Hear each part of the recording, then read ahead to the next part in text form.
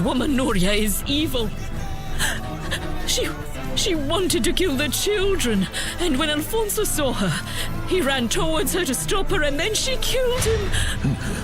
I want to see him right now. No one can see him for the moment, Mao.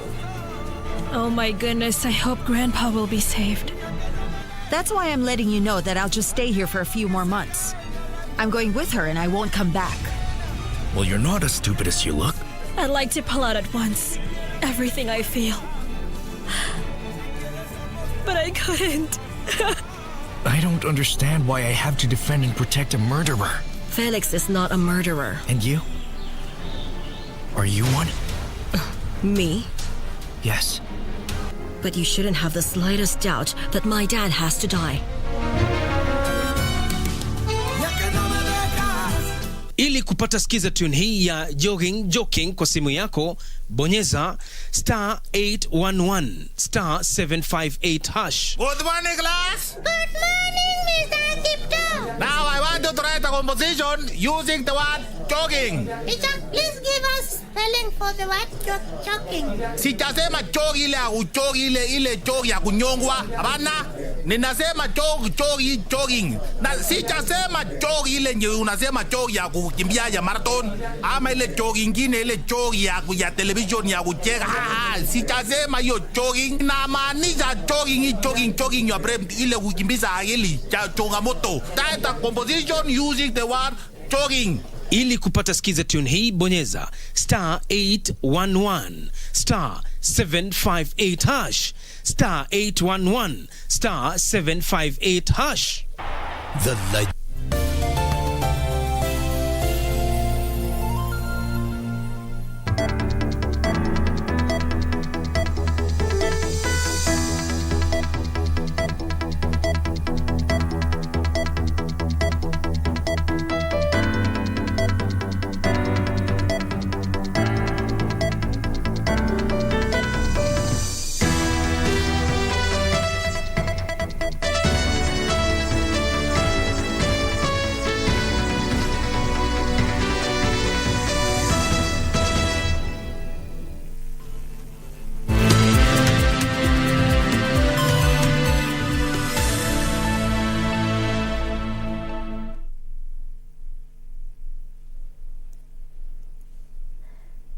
Good afternoon and welcome to the broadcast. This is Lunchtime News. My name is Jackie Wambiro. Our sign language interpreter is Anne Wangeshi. Well, we have a comprehensive bulletin lined up this afternoon. And to kick us off, police in Vihiga have arrested 2 suspects believed to have been involved in the murder of a middle-aged man who was allegedly murdered in cold blood at Mbehi in Wamuluma ward of Vihiga County. Investigations into the murder have since been launched. Timothy Kipnusu with more details. Residents of Mbehi in Wamuluma ward of Vihiga County are still coming to terms with a bizarre incident where a middle-aged man was murdered in cold blood. It is alleged that Kevin Aligula was killed by hired goons who were on a revenge mission. Police have so far arrested 2 suspects believed to have been involved in the murder. The body of the deceased Kevin Aligula was found in the maize plantation.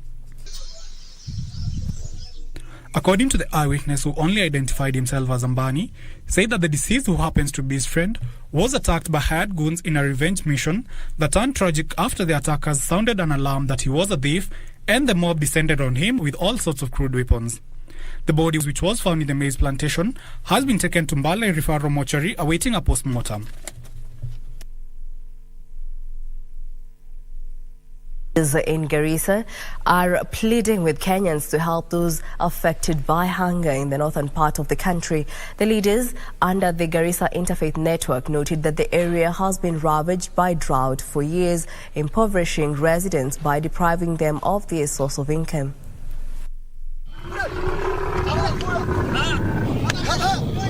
Leaders in the northern part of Kenya have noted that the drought has become a major issue in the area and are therefore pleading with Kenyans to help the victims. Speaking after a meeting of the Garissa Interfaith Network under the banner of Interreligious Council of Kenya, led by the Sheikh Hassan Ami, the leaders urged Kenyans of goodwill to provide their extra food and money for those who are dying of hunger. Tungetaka tutoe chakula tungetaka tutoe pesa, tungetaka tutoe maji, tuisaidie watu wetu ambao wanaumia, wanakufa sababu ya ngaro, sababu ya chakula, ukosefu wa chakula. Wakenya mahali pote wako kwa hali ngumu. Hasa hii mkoa naye kaskazini mashariki tuko hali ngumu sana. They urge the government to increase relief food distributed to the affected households to cushion them from the crawls of hunger. Garissa County tunakaa katika mahali ambapo kuna ukame mwingi, mifugo wanakufa, watu wanalala njaa. Kwa hivyo tunaomba serikali kuu ikaweze kutuangalia kwa jicho la huruma, ikaweze kututumia chakula ili kukaweze kuwa na chakula cha watu pamoja na cha mifugo. For Lunchtime News, I am Bessa Kuria. And now we cross over to Safari Park Hotel here in Nairobi, where the launch of a report on comprehensive own source revenue, potential and tax gap study of county governments is underway. Let's listen in. Committees are already working most with the counties.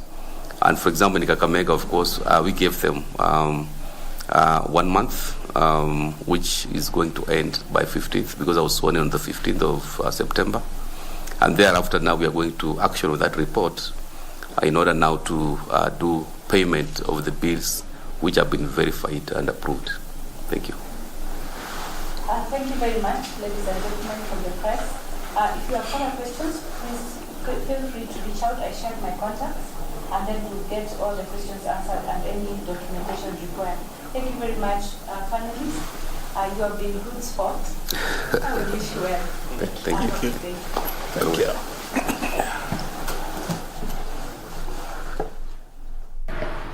Well, those live pictures where the Commission of Revenue Allocation launching a report on comprehensive own source revenue potential and tax gap study of county governments. We shall be giving you more details in our subsequent bulletins. For now, we move on. Kilifi Governor Gideon Mungaro is urging the government to accelerate the development of the Galana Kulalu food security. The governor says the project will help alleviate food insecurity in the drought-stricken county. Mungaro further says the county plans to establish 14 smallholder irrigation schemes along the Galana River and a milling plant to promote food security.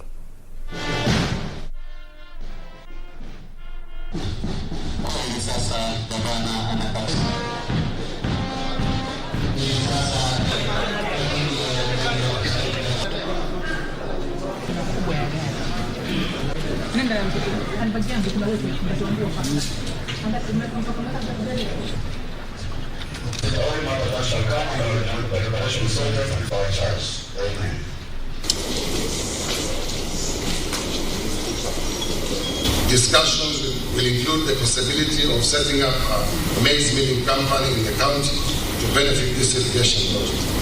We will be proposing 14 other viable smallholder irrigation projects in the county that will supplement Galana Kulalu to provide adequate grain for the milling plant. Plans are underway to identify partners and investors to support value addition through processing of mango, cashew nuts, coconut, cassava, and other horticultural produce. My administration is currently mapping stakeholders in this sector. The church has been challenged to take its position in spiritual guidance and oversight in the county and national governments in their operations across the country. Mary North Member of Parliament Geoffrey Kerenga has said the church has a critical role in the operations and service delivery of any government. Speaking after taking over the constituency leadership at the National Government CDF offices in Siakago Town, Kiringa said he had injected fresh blood at the constituency level by appointing youth to help him drive his development agenda. He assured the public that his office will include the church leadership in different committees to ensure that they are able to play their oversight role in a proper manner. Tuko na wachungaji wengi ambao wamejipeana kwa kutumikia wananchi wa mbele nasi, na tunataka tufanye kazi pamoja na wao. Ni vizuri katika ile kamati tukue tumekaa pamoja na wachungaji ili wanisaidie kuangalia maneno, ku oversight ya kwamba project zinafanya vizuri, na kabla tufanye project hii yote ambayo tunataka kufanya, tuwe tunaipeleka mbele ya Mungu, ili hata Mungu aibariki na abariki watu wa mbele.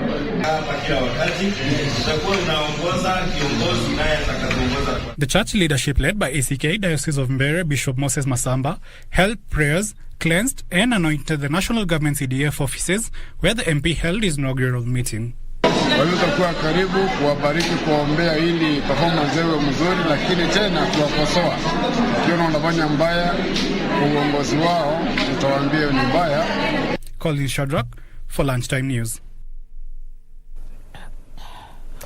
And now I shall be joined by my colleague Betty Kiptum to deliberate matters financing SMEs. Well, good afternoon, Kiptum. Good afternoon to you, Ambiru. Indeed, as you've said, we just want to talk about matters financing of MSMEs. Now, MSMEs, they employ 80% of Kenyans. In Africa, they actually are the lifeline of African economies, but just why are they not getting sufficient funding? To have this conversation is Edmund Higginbotham. He is the managing director of Verdant Capital, and he joins us from South Africa. Good afternoon to you, Edmund, and thank you for joining us. Hi, Betty. Thank you for having me. You're welcome. Now, let's just start with some numbers. Could you give us an overview of just how MSMEs are set up within the African continent? You know, I think you hit the nail on the head, Betty. There's not a lot of data in terms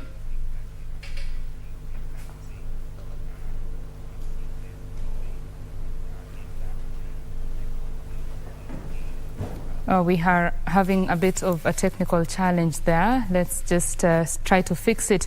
And in the meantime, we shall be getting back to that interview with Edmund Higginbotham. He is the managing director of Verdant Capital, and we are talking about matters MSMEs. Let me hand you over. Let's take one story here before we get back to that interview. Now, national government administration officers in Isiolo County have now been warned that they risk losing their jobs following the increased cases of cattle rustling and banditry. Isiolo Central Assistant County Commissioner Samuel Mwangi said that chiefs should be responsible for the security situation in their respective areas and that laxity and excuses would not be tolerated.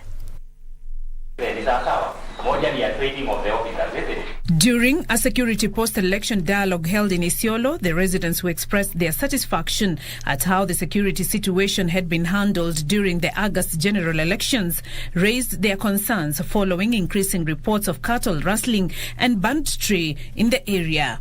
Questions were posed to security teams on why chiefs and their assistants in areas affected by cattle rustling and banditry were not forwarding names of suspects who have continuously been terrorizing residents. Garbatula Sub-County Peace Committee Chairperson Roba Galgalo lamented that culprits are well known and are suspected to be operating in the knowledge of local administrators along the border of Garbatula, Merti and Samburu, where cases of animal theft have been reported on numerous occasions in the last few years. Na kwa hivyo tunakuwa tumeomba viongozi ambao wako upande ule wa north waweze kutusaidia ili tuweze kukutanana kama jamii, tuongee, tuweze kuzuia hiyo shida namna gani, kwa sababu vile hii shida itaendelea italeta chuki baina yetu yenyewe. In response to the allegations, Isiolo Central Assistant County Commissioner Samuel Mwangi said that chiefs should be responsible for the security situation in their respective areas and that laxity and excuses would not be tolerated.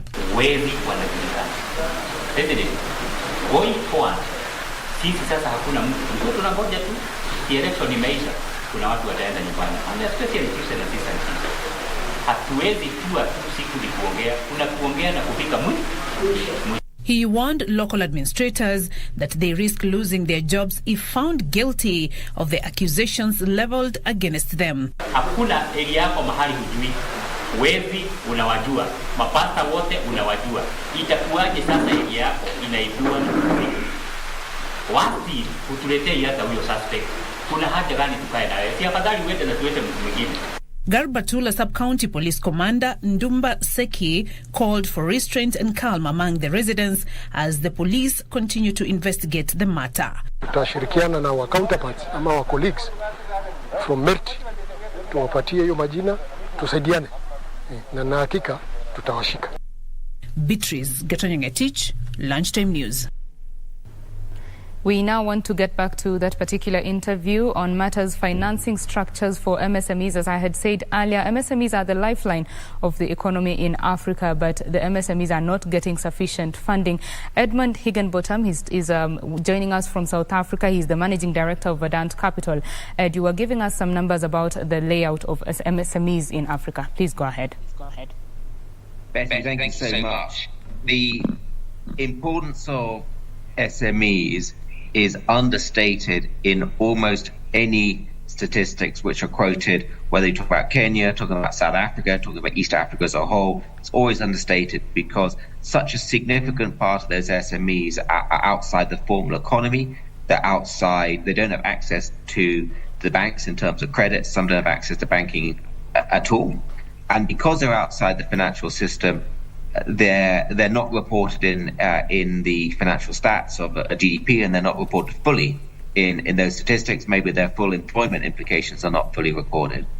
So what we would rather talk about is to what extent we can include these people into the financial sector and help them grow their businesses, and also help them being recorded in the formal economy. So what is necessitating, or rather making these particular MSMEs as well as even retail customers stay away from the formal financial channels? I also think it's the other way around, Betty, to be honest. Why would you extend credit in relatively small amounts to a small business? Why as a bank would you extend credit to a small business, relatively small amounts? It costs you money to appraise the loan, the creditworthy of the customers. It costs you money to disperse the amount. It costs you money to collect that cash. It's an expensive process if you are a traditional bank or even a traditional microfinance bank. So the question is, why would you extend credit as a traditional financial services player? And perhaps the solution for these micro entrepreneurs and these small businesses falls outside traditional banks. Right, so what can be done now to bring them into the system? Ed, if you can hear me there. No, I hear you clearly.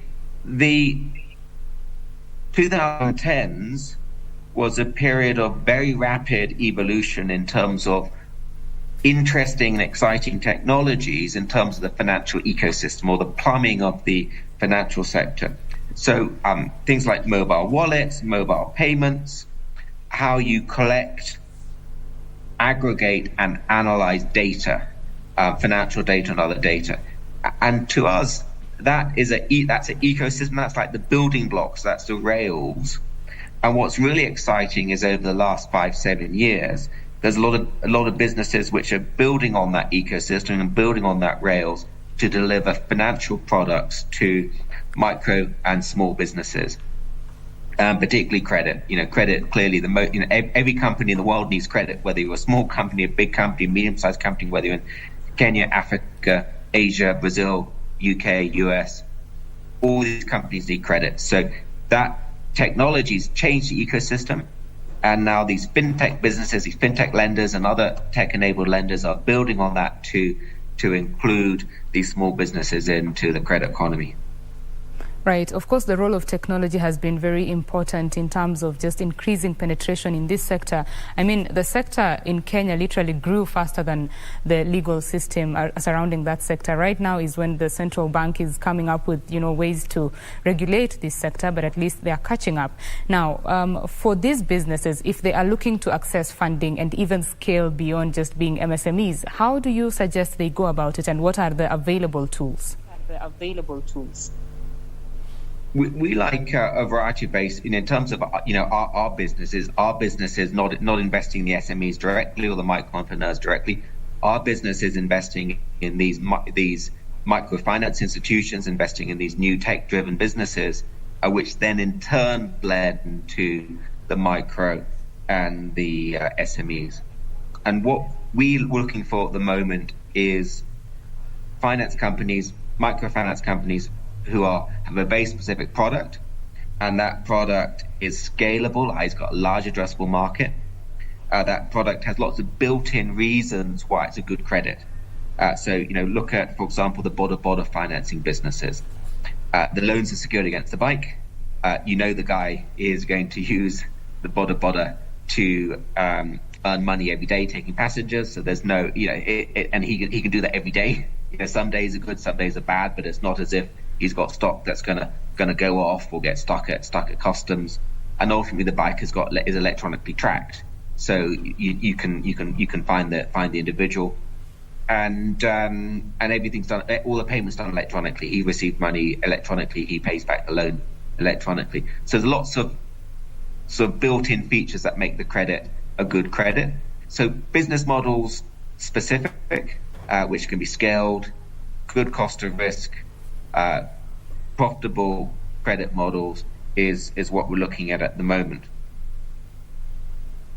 Right, and when investors are looking to invest in MSMEs, now speak to an MSME that is seeking funding currently. What are they looking for? What exactly are they looking for, maybe in their books or in the way that they do their business, Ed?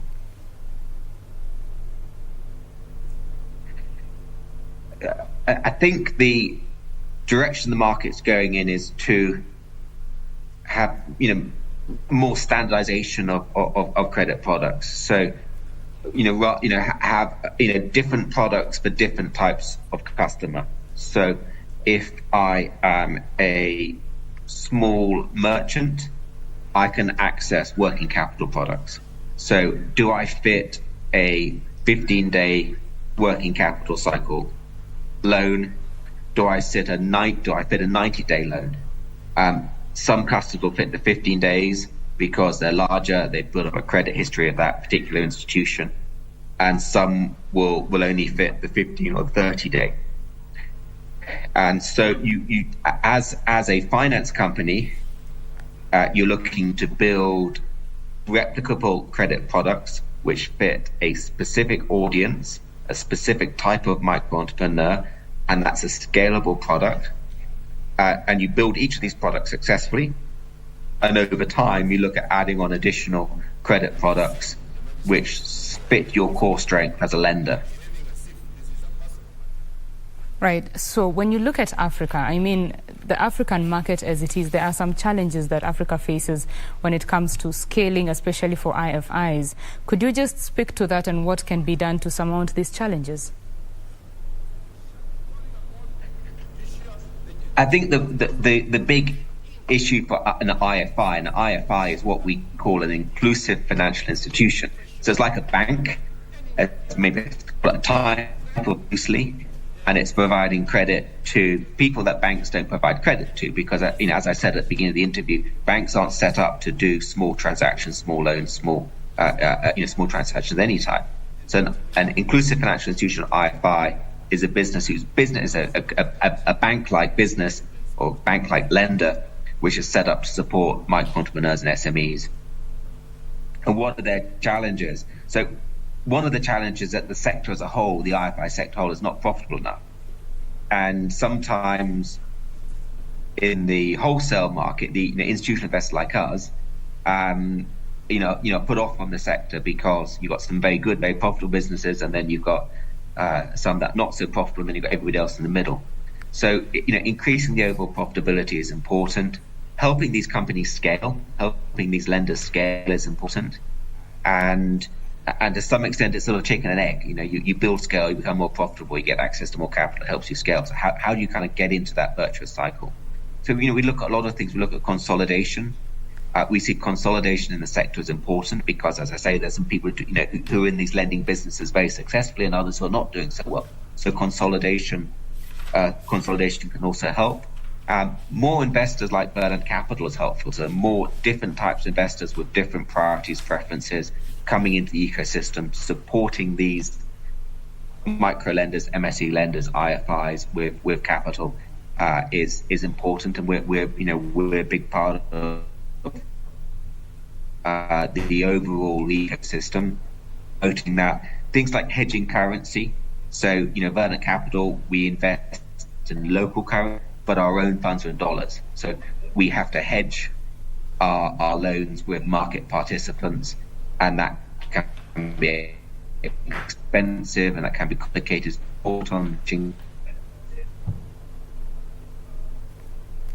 Right. So, Ed, when you look at data, it shows that more women are in the MSME sector or are just being entrepreneurs than men. But when it comes to funding, more men get the funding than the women. What exactly are you doing, and what can the IFI sector do to improve funding for women? Well, we seem to have lost that link. We shall be getting back to that.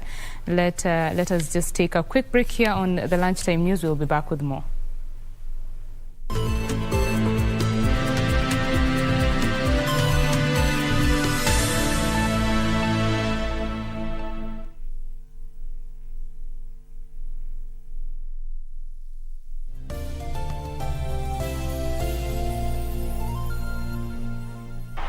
The legends and familiar charms will grace KBC once again. Do you have a news story to share with KBC? Get in touch swiftly on email news@kbc.co.ke or call 0723 892 654 or 0734 780 124. Are you a holder of unclaimed financial assets? Take advantage of the Finance Act 2022 moratorium on penalties and interests. Surrender any unclaimed financial assets in your possession today. Unclaimed Financial Assets Authority. Receive, safeguard, reunite.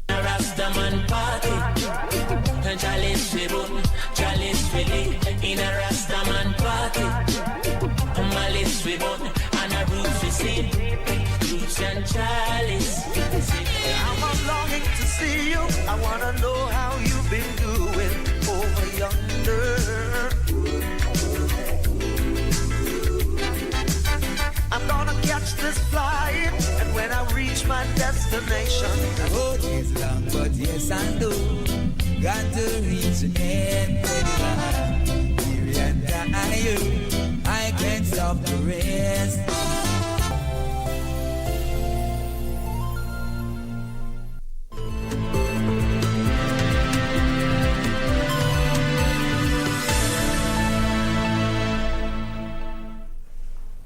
Thank you for staying with Channel 1 Lunchtime News. We are having a conversation here on matters financing MSMEs, and we are talking with Edmund Higginbotham, the Managing Director of Verdant Capital, joining us from South Africa.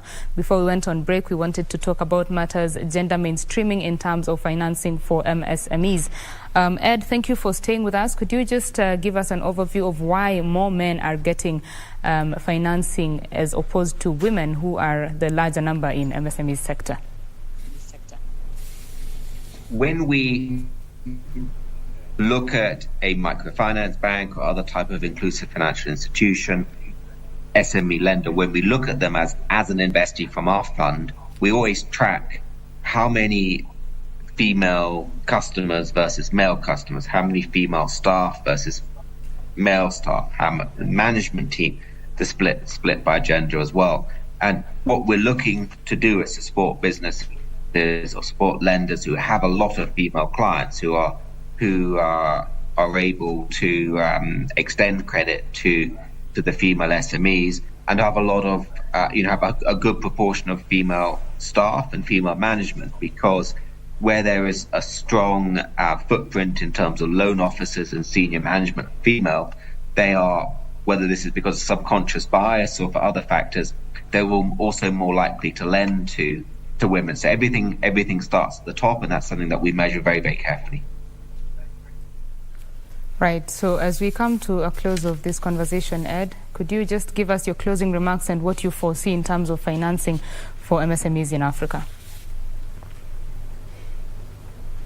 There has never been more exciting, and there's never been a more exciting time to invest in microfinance institutions, inclusive financial institutions, or MSE lenders, or fintech credit business. There's never been more exciting time to be an institutional investor putting capital in at the top.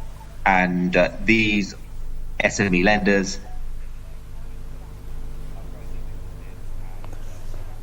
Well, we seem to have lost Ed there, but he was just winding up. We were talking about matters financing MSMEs in Africa, and he was saying that there's never been a more exciting time, that this is the time for Africa to scale its MSMEs into larger corporations so that the economies can grow even further.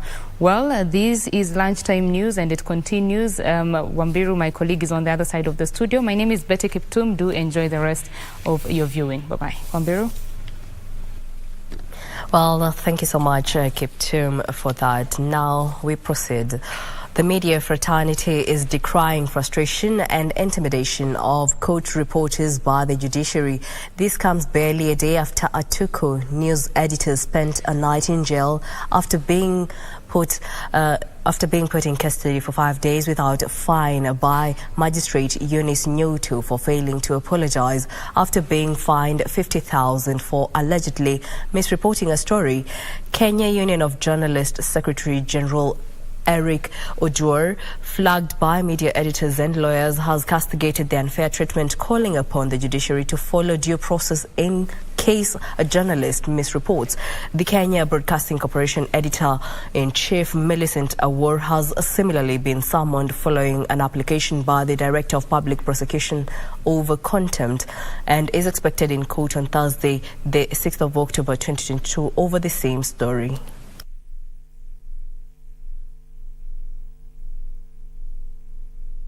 And we've seen the magistrate who is hearing this matter behaving as if this is a personal matter when the prosecution actually brought the complaints before her. And therefore we say this is an assault on freedom of the media, and we are ready to fight and protect freedom of the media to the bitter end.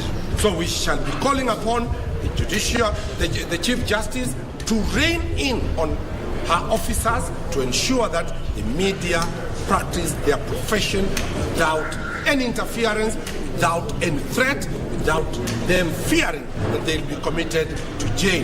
From the Kenya Union of Journalists, from the KBC, and from all the media houses, that this is an issue that even can lead for the media to black out. How will Wanjiku know what is going in the court system? We would expect our judiciary to be very slow in crossing over to start harassing the press and intimidating them in trying to tell them how to report.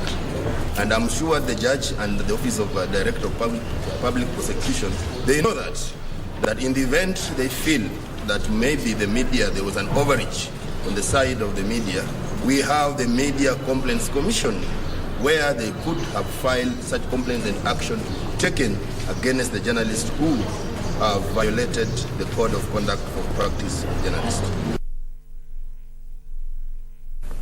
A somber mood has engulfed a family at Wamwangi village in Gatundu South who lost 3 of their family members in the building that collapsed in Kirigiti village in Kiambu Monday.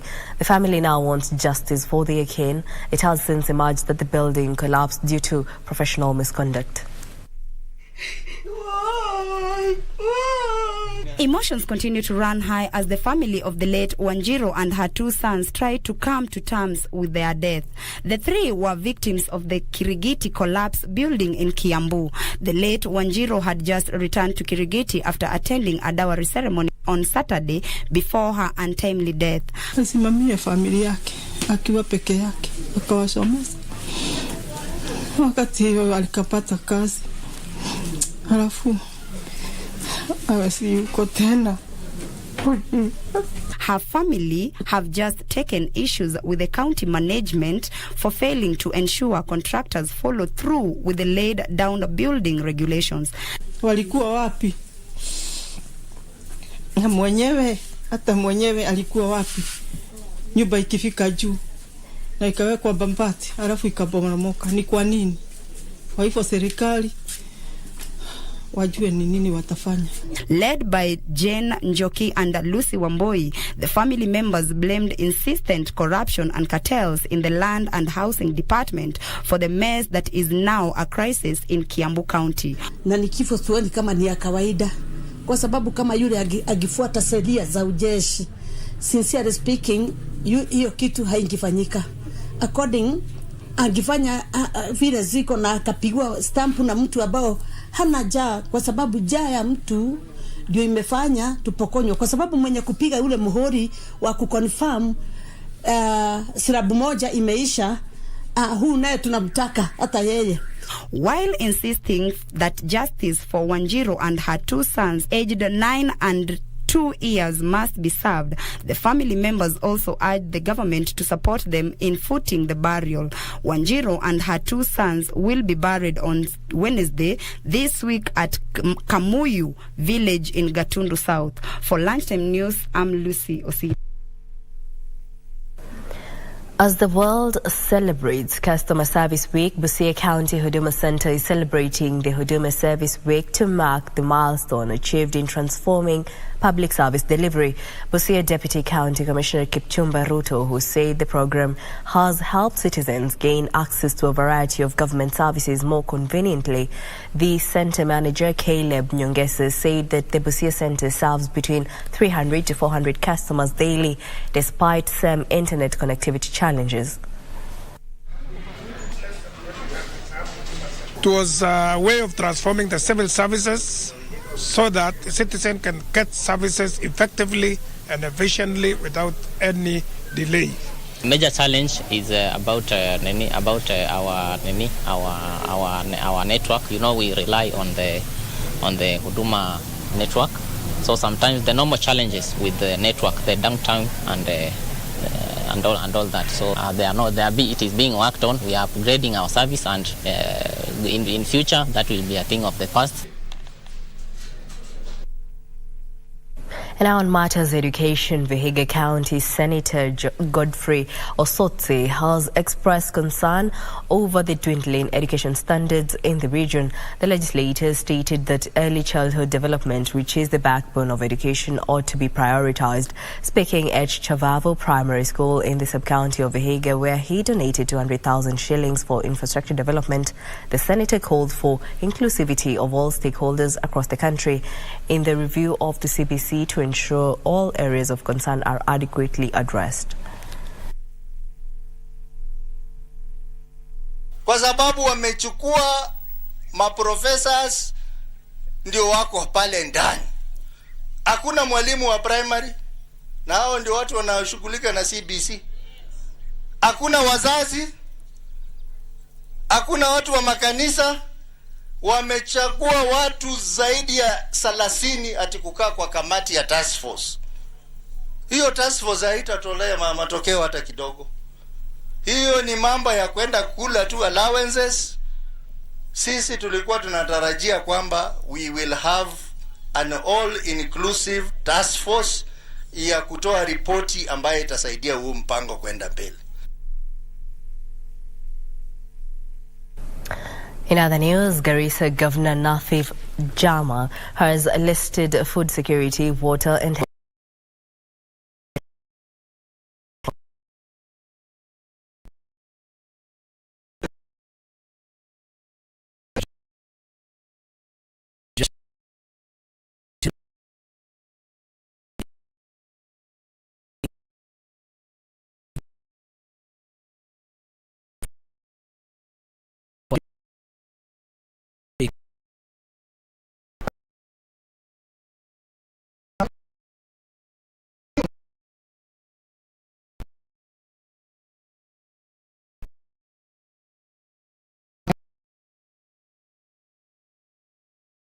used for growing of food crops, and the other 1/3 for growing of livestock fodder.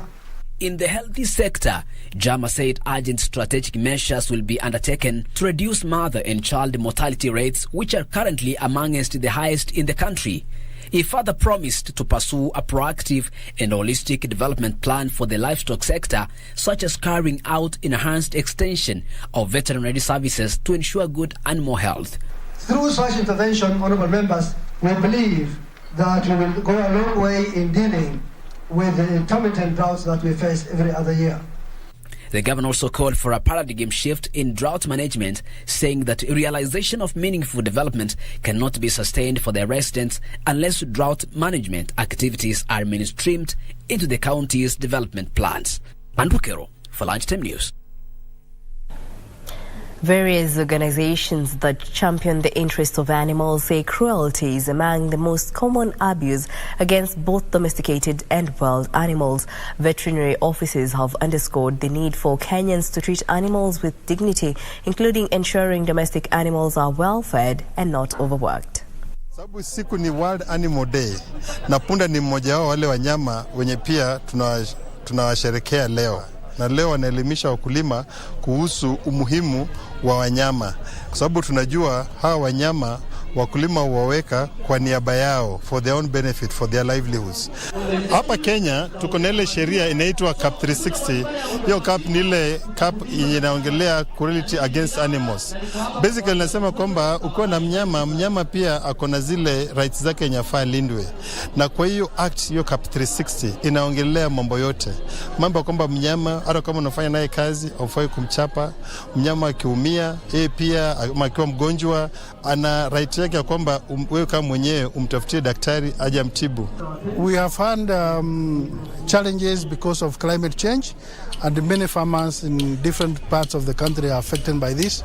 And what I would recommend, or what we would recommend as an organization, is that farmers do practice what we call the conservation agriculture or climate smart agriculture technologies that will help them to do farming even in at times when we have challenges with rain. And now across borders, South Korea and the United States have launched 4 missiles off the east coast of the Korean peninsula this morning, according to South Korea's Joint Chief of Staff. The test was the second exercise in less than 24 hours following a ballistic missile test over Japan on Tuesday. The US and South Korea initially responded to the test with a precision bombing exercise at a virtual target in a firing range west of the Korean peninsula, by the South Korean Joint Chiefs. On Tuesday, the U.S. and Japan also conducted a joint response to the North Korean launch, with U.S. Marine Corps and Japan Air Self-Defense Force fighter jets flying over the Sea of Japan, also known as the East Sea. Following a 25-minute phone call with U.S. President Joe Biden, Japanese Prime Minister Fumio Kishida said North Korea's latest launch posed a grave challenge to peace and the stability of Japan, the region, and the international community, and that Biden shared this view completely. North Korea caused terror throughout Japan after it launched a ballistic missile over Japanese airspace for the first time in 5 years. Analysts say Kim Jong-un will continue to test new missiles since there is no country to stop him. Elsewhere, Russian President Vladimir Putin has signed into law the annex of 4 Ukrainian regions into the Russian Federation. The Federation Council on Tuesday voted unanimously to incorporate the 4 regions of Ukraine, following ratification by the State Duma, Russia's lower house, the previous day. President Vladimir Putin's final signature formalizes the incorporation, which Moscow declared after referendums in the 4 regions. The referendum results released last week showed over 90% of voters in each region voting in favor of joining the Russian Federation. The results were, however, rejected by Kyiv and Western governments, who said the votes breach international law. Finally, at least 4 people have been killed and dozens still missing after an avalanche struck a team of mountaineers in the Indian Himalayas. The 34 trainees and 7 instructors were practicing navigation when they were hit on their descent from a peak in the northern state of Uttarakhand. Rescuers say 8 of the party are believed to have been rescued and the rest are trapped in a crevasse. Local media reports say the number of casualties may rise significantly. For Lunchtime News, I'm Joanne Wangari.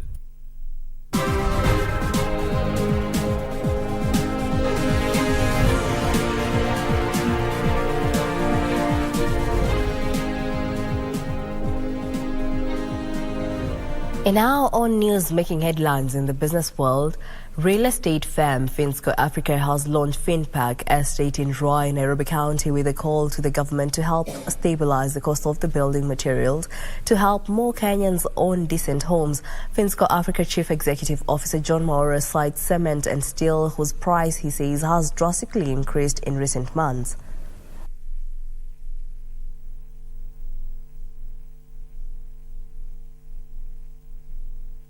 So maybe what I asked our good government is kindly try to check on the matters of this escalation of pricing. Let us have to see how can we control this real estate sector, and especially on the affordable houses, at least to stabilize the building materials pricing, especially the steel and cement. Those are the two major components that are really making houses to become also very expensive. 30% of the workforce that we have consulted and brought on board are mainly women, all the way from the casual workers to the technical team to the clerks of work. And why we do this is because when we have a team of women sitting in the table that make key decisions that pertain this project, we are able to cushion and fashion projects that are more appealing to women. If the government could come in strongly and support private developers like us by making sure that if our house is within certain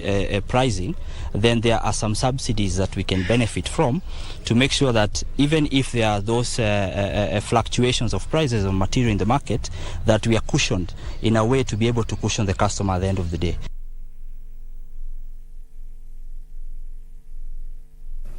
An electrical engineer has developed an alarm system to alert farmers when intruders approach their premises. The system uses a series of sensors that trigger an alarm in the farmer's house, alerting them there are intruders near their poultry and livestock sheds.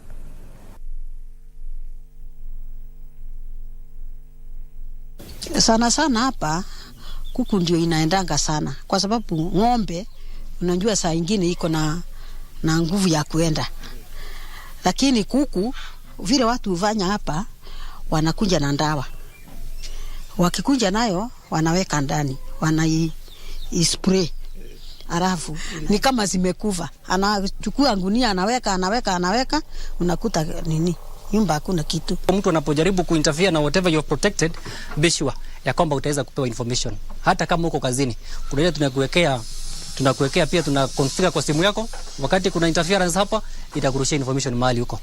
But now many times unapatanga kama inafanyika usiku, alarm itakwambia uko kwa nyumba yako.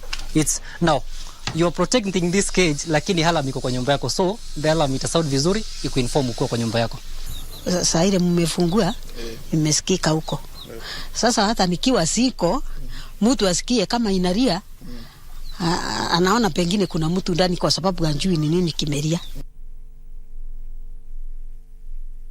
In other news, the government is calling on Kenyan's business council and associations to do more in scouting for new markets and encourage investments in countries like Egypt and countries across the continent.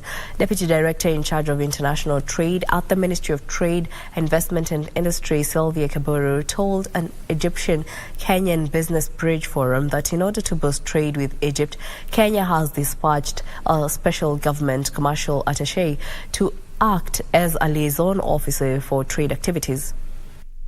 Statistics from the Ministry of Trade, Investment and Industry indicates that exports from Kenya to Egypt totaled 36.53 billion shillings in 2010, with both countries seeing the trade grow to 70 billion shillings in 2021.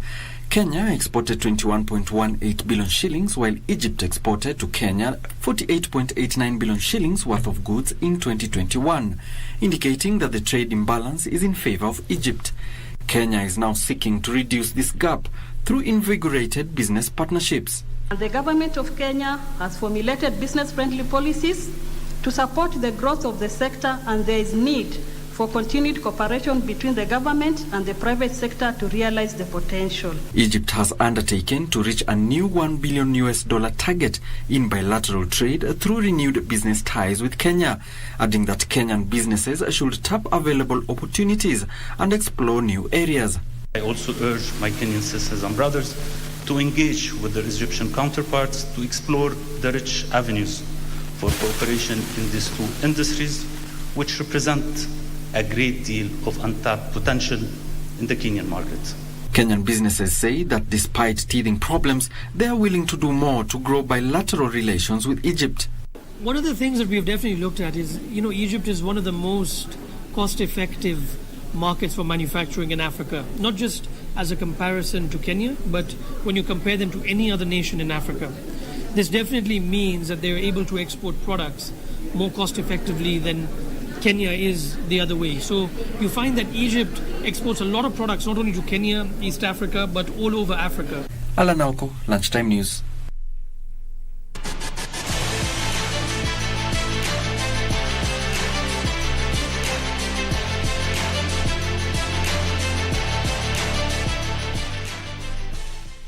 And now in the sports arena, British number one Emma Raducanu lost fifth seed Daria Kasatkina in her opening match at the Ostrava Open in the Czech Republic. The 19-year-old lost 7-5, 6-4 against Russian world number 11 Kasatkina. The defeat comes after Raducanu retired injured in the Korea Open semi-final against Helena Ostapenko on 24th September. Kasatkina will play fellow Russian Ekaterina Alexandrova in the next round.